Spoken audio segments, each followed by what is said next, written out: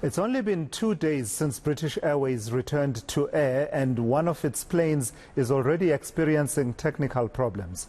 Comair confirms a British Airways flight from Gqeberha to Cape Town Airport had trouble landing earlier on today. Heidi Giokos is tracking that story as usual. Who else?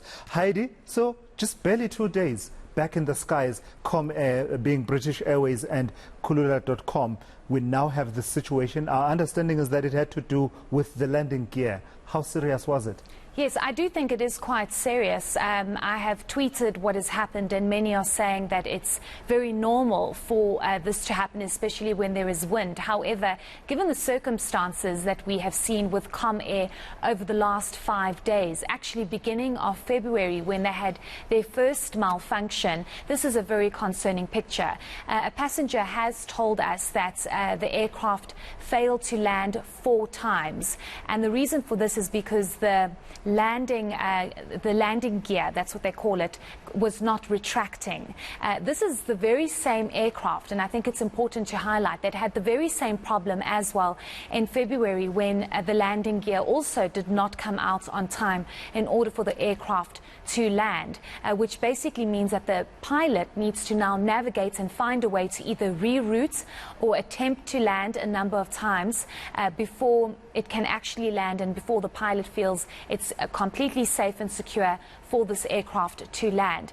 We do have a confirmation from Comair indicating that there was some kind of difficulty. If I can just briefly read, we can confirm following a landing gear warning indication on a final approach from Gqeberha to Cape Town International Airport, the pilot performed standard safety checks, and once the correct reading was achieved, a normal landing was carried out. And they're going to say the safety of our personnel and customers is always our foremost priority. And they apologize for the inconvenience. But can you imagine, Celeste, being on that flight, given the fact that Comair has had its operation suspended for 5 days by the Civil Aviation Authority, to be in a flight that is unable to land because the landing gear is not doing what it's supposed to be doing? Also, Heidi, I'm struck by the difference in characterization between failing to land 4 times, landing gear not deploying, to what Comair is saying, landing gear warning indication. That sounds benign. That sounds like there was an indication that there's an issue with the landing gear, but that indication, probably an alarm or a flashing light or something like that in the cockpit, it didn't really amount to anything of significance in actual fact. So I'm just struck by the difference in account. Yes, but it's important that you touch on that, Tulas, because we've actually called the Civil Aviation Authority immediately to find out what has actually happened and what steps are going to be taken. It's less than 2 days. It's not even it's 48 hours, a little bit over that, since their flights resumed. Why do they have another issue with the same aircraft that had the very same problem of landing gear not retracting? And what we have been told by the Civil Aviation Authority is that the pilots in the cockpits, they don't have final confirmation, and they need to, of course, do a further assessment and analysis of what happened. But it seems as though the pilots in the cockpit found that when they were trying to trigger the landing gear to be deployed and to be released so that they can land, there was no indication that the landing gear was doing any of that.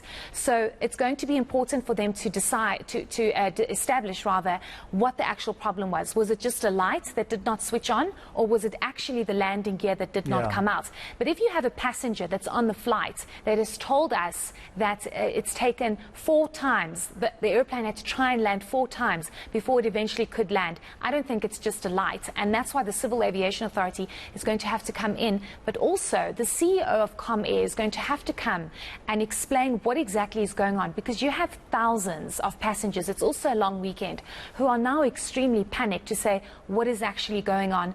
Are your planes safe to fly? And this is the last thing that Comair needed, right? Given the context, the kind of terms almost on which they had been put by the Civil Aviation Authority to show that you are actually compliant with the various safety specs. Remember those level 1 safety concerns that they found. An event like this, just 2 days after you've taken to the skies again, I would say is the last thing that Comair needs right now. Definitely the last thing they need, also given the fact that they are in serious financial difficulties. You had thousands needing to either ask for a refund or needed to be given a voucher. You also have to deal with the trust deficit that is now at play here, because people aren't trusting Comair to say, should we fly with you, shouldn't we? We have a huge issue with the safety of your aircraft and whether or not you're going to land properly. But also the Civil Aviation Authority found 3 level 1 findings that Comair did not deal with. What is level 1? It poses an immediate safety risk. And the Civil Aviation Authority had told us last week, Sunday, that should an aircraft, either British Airways or Kulula, take off, they are not certain that that aircraft will land safely. That is a huge concern. The Civil Aviation Authority, as well as Comair, cannot afford to put any South African in that position. So they have a huge task ahead of them to try and ease South Africans, but also make sure that their aircraft are safe. Yeah,